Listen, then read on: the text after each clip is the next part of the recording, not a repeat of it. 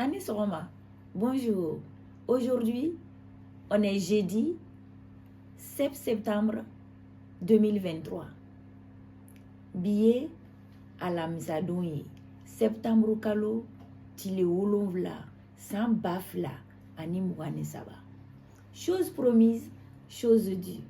Ko, folen koroto, ou est dans la maraille. Le mensonge peut courir des années de lumière en avance, mais la vérité le bat en un rien de temps. Il y a un temps pour tout. Le temps de l'ignorance, de l'apprentissage et le temps d'agir vraiment en toute conscience.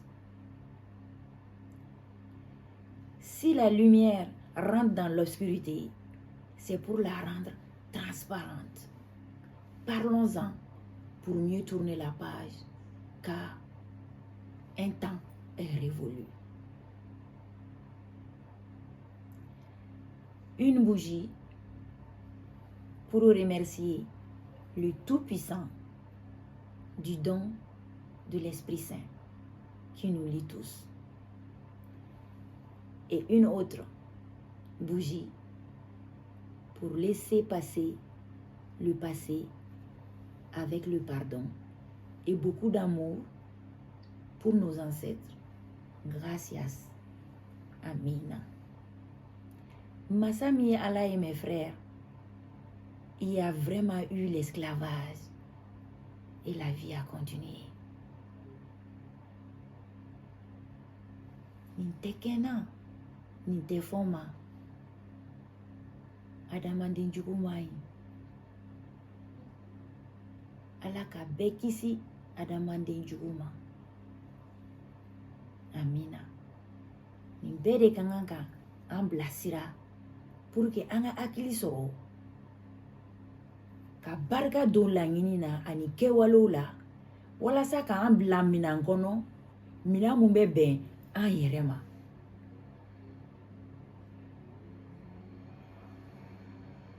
An ka ɲɔgɔn bilasira o de ka ɲi an ka baro kɔnɔna na. An ka taa pour le baro. Que les bénédictions soient. Installez-vous confortablement et recevez dans la paix. Bonne écoute. Au départ, l'esclavage n'avait rien de méprisant, de méchant. Il se pratiquait dans la bienveillance. Il n'y avait rien de contrariant en cela pour ceux qui les pratiquaient. Ce sont les Arabes et les colons qui l'ont transformé en commerce et c'est devenu traître des Noirs. Un business de vente des Noirs, des négoces des Noirs, un fonds de commerce humain par des actes de duperie, de mensonges et de trahison. Si quelqu'un doit avoir honte aujourd'hui, ce sont les menteurs et les traîtres et non certainement pas les victimes inoffensives. La honte et la haine qu'ils éprouvent à notre égard est juste un effet miroir qui les montre la profondeur de leurs actes et la cruauté de leur cœur. Tout le monde sait qui est qui. La vérité finit toujours par se manifester. Aucune obscurité ne peut contenir la lumière. Si l'esclavage était resté limité dans la localité restreinte, il n'y aura pas d'esclavage. Si les Arabes et les colons étaient tenus à l'écart de cet esclavage, on n'en serait pas là. Si l'esclavage était limité géographiquement à l'Afrique noire, nous ne serons pas là non plus. Nous ne parlerons pas de traite des Noirs. Oui, si on avait mis de frontières et mis une limitation mieux une interdiction totale, car ne fais pas à autrui ce que tu ne veux pas qu'on te fasse. Cette loi aurait pu sauver l'Afrique. Mais hélas, même demain, tu trouveras des domestiques ou des employés mal payés ou maltraités parce qu'on peut se le permettre. Il y a vraiment une justice divine dans la vie, car la nature nous veut du bien. Vous pouvez bien me dire qu'avec des si, on fera le monde, on refera le monde. Mais avec le si, on évitera de refaire les mêmes erreurs et nous permet de nous mettre en question. L'ennemi vient toujours de l'intérieur, où nous pouvons être notre propre ennemi. Si l'ennemi nous utilise malgré nous-mêmes, car la plupart du temps, ils nous connaissent mieux que nous-mêmes. Donc, ils peuvent bien mettre à profit nos limitations, nos croyances, notre ignorance ou inexpérience dans les domaines. La découverte est toujours prête à te découvrir si tu ne le dévances pas. Et comment? En étant ouvert à toutes les possibilités, tu peux éviter des surprises désagréables ou amortir son effet destructif, quel qu'en soit le moment et ou sa prévenance. Ta mauvaise connaissance, ton négligence ou ton je m'en foutisme fera ton destin, car tout ce qui brille n'est pas or. À défaut de rester focus sur ce que tu veux, fais attention à ce que tu ne connais pas, car ce qu'on va te faire découvrir ne pourra pas te plaire a priori. Il faut accorder une attention particulière aux autres sans exagération ni négligence, car tout peut venir d'eux, en bien ou en mal. Soyez toujours prêts et vigilants à cette éventualité que tout est possible. C'est ta réaction à ce que tu ne connais pas qui fera toute la différence. Bannissez la confiance, car il est écrit et dit, et même expérimenté par beaucoup dans la modernité, qu'il a de la valeur que pour ceux qui croient. La tradition, la culture africaine et Dieu n'a rien à voir là-dedans. Voir la parole du Fils de l'homme et du Fils de Dieu. La vérité se trouve dans le cœur et dans l'esprit qui sont sondables que de Dieu. La différence est que certains des fils de Dieu ne connaissent même pas son nom et il se prend pour Dieu en personne. Il faut dire que l'esclavage est d'origine africaine et créé en Afrique par les Africains, car elle était pratiquée en bienveillance, comme je vous l'ai dit, par les couches sociales, acceptée de tous et respectée de tous. Il était régi par les règles et géré par les chefs coutumiers. Les deux parties avaient des droits et des obligations. C'était un contrat moral et culturel. On était esclave de deux manières. Par naissance, couche sociale, et par biais de guerre entre deux tribus. Dans ce cas, c'est un acte de bienveillance pour épargner la vie de la personne. Dans les deux cas, il n'y avait pas d'obligation. C'était un choix, car tu pouvais choisir de mourir selon ta volonté par rapport au respect de ton code d'honneur. On commence quelque chose, mais on ne sait jamais comment ça se termine. Tout a changé avec l'arrivée des colons. Les vices et les malices sont devenus monnaie courante. Depuis là-bas, ils ont commencé à étudier l'homme noir et à le corrompre. Il est né la politique de mieux diviser pour mieux régner.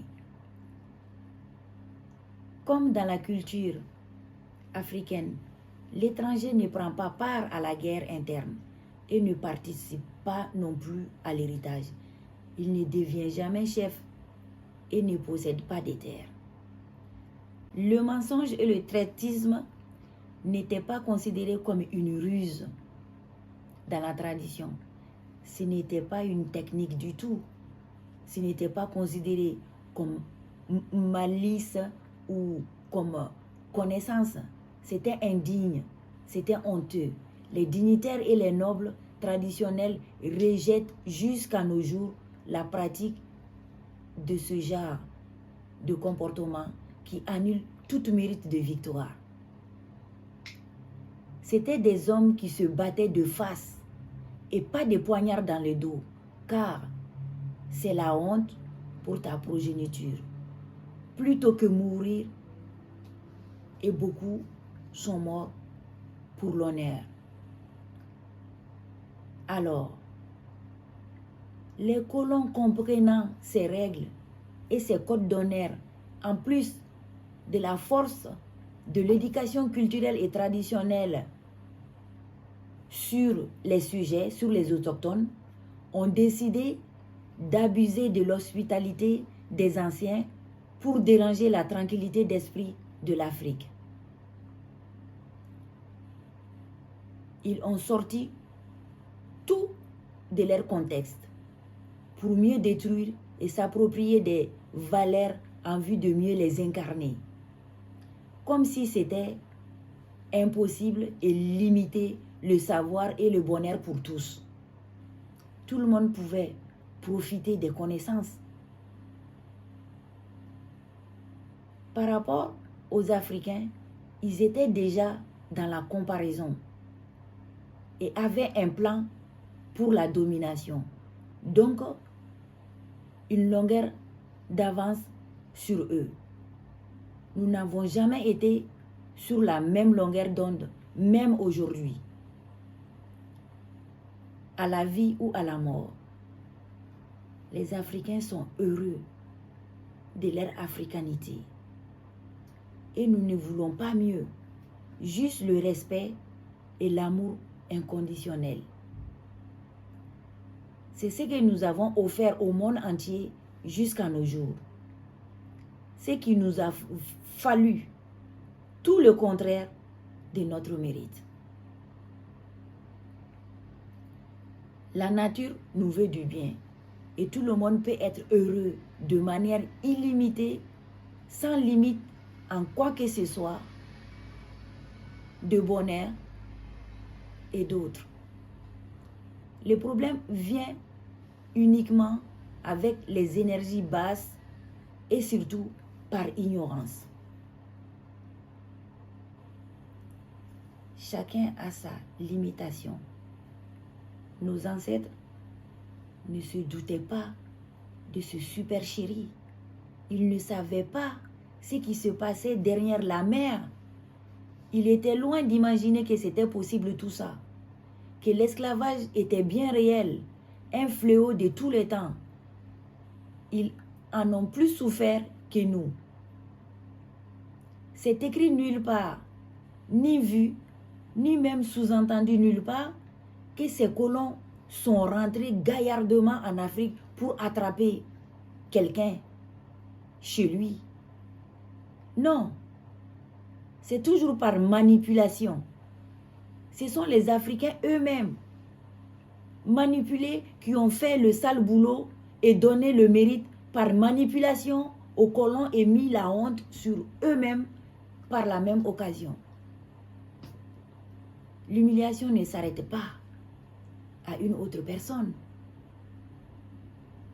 Non, l'humiliation ne s'arrête pas à une seule personne. Ils ne le savaient pas non plus. L'esclavage sorti du contexte noir entre noirs et blanc entre blancs ou arabe entre arabes pour devenir interchangeable noir, blanc et arabe est complètement diabolique.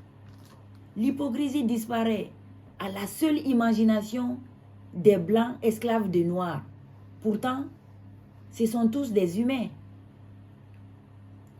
Donc, nous pouvons en déduire que nous sommes moins humains et moins concernés par la souffrance et l'humiliation d'une autre personne, tout simplement parce qu'elle est différente. La roue tourne et finalement, la force change de côté. Et si c'était une réussite, l'esclavage, et de quoi se vanter, ça se saurait. Même l'esclavage moderne dans les entreprises, l'esclavage sexuel entre les hommes et les femmes, l'esclavage domestique en Afrique, du travail mal payé, sont de l'esclavage car vous profitez de l'ignorance de quelqu'un ou d'une situation pour ton intérêt égoïste et malsain. Il n'y a pas de petit esclavage. Tout est une question de niveau de vie. Tout le monde sait que le criquet peut se noyer dans un bol d'eau. L'esclavage noir par les Blancs incarné par la France, Afrique, est dévoilé, condamné et détruit. L'Afrique n'est plus le fric de la France car même les robots et les ordinateurs bèguent par cette contrariété cultivée par la France sur l'Afrique depuis des décennies et de plusieurs manières pour ternir l'image des Africains et défaire l'Afrique par cette psychologie de médiocrité, de pauvreté. La vérité étant soit on a du fric ou soit on est pauvre ou encore on est lumière ou obscurité, car l'un annule l'autre. L'hypothèse d'être les deux à la fois n'est tout simplement pas possible. C'est pas aligné. L'Afrique ne peut pas être pauvre et riche à la fois. Pourtant si. Pourquoi? Parce que la France a décidé et l'Afrique s'en fout. Parce que la France a un plan et a toujours un plan, mais l'Afrique n'en a jamais. Parce que la France est en position d'attaque, alors que l'Afrique ne sait même pas ce qui se passe.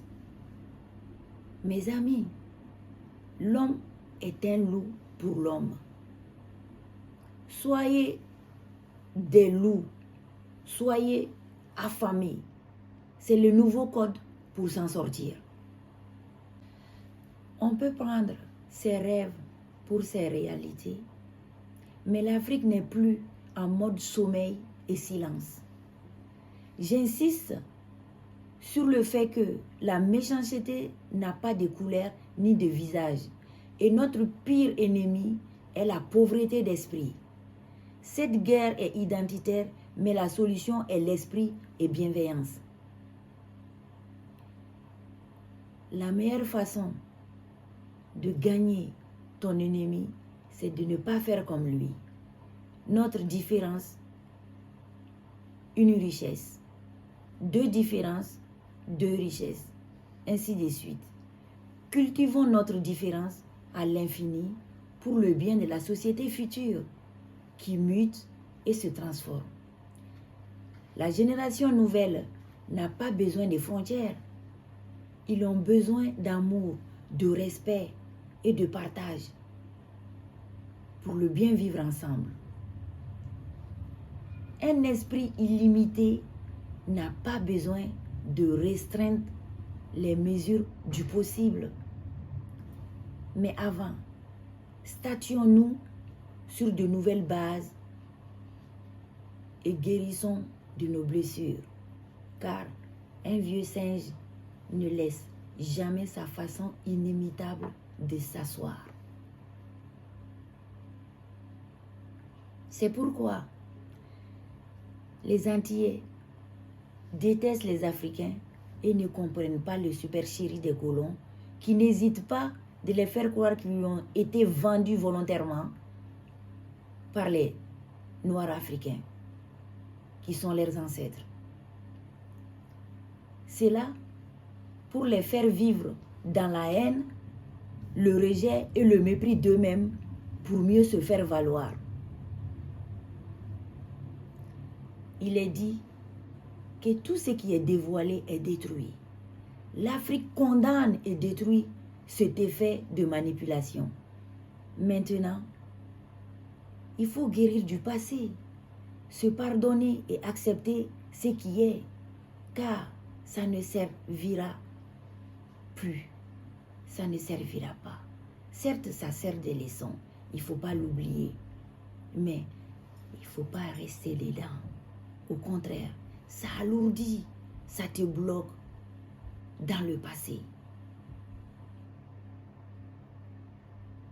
C'est justement le but recherché pour te culpabiliser, pour une perte de temps, pour que tu restes là où tu es et tu n'évolues pas. Sans le pardon, le bonheur n'est pas possible. Surtout sur une incompréhension absurde aussi gros des idées racistes que les cognères de tête ont trouvées pour séparer nos âmes. Je pense que nous sommes assez grands maintenant pour ne pas confondre la main droite de la main gauche. Je vais dire par là nos amis et nos ennemis, et ce qui est bien pour nous et ce qui ne l'est pas. C'est pourquoi, mes amis, j'invite à un pardon collectif à travers une bougie de votre choix à la fin du visionnage de cette vidéo, de manière intemporelle, pour pardonner tes ancêtres, nos ancêtres, te pardonner et pardonner tout ce qui est à pardonner et tout ce qui te vient à l'esprit, afin de te libérer et de prendre ton envol comme un aigle. On y reviendra.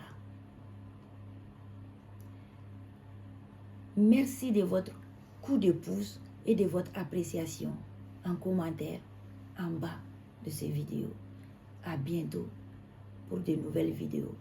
Cambe.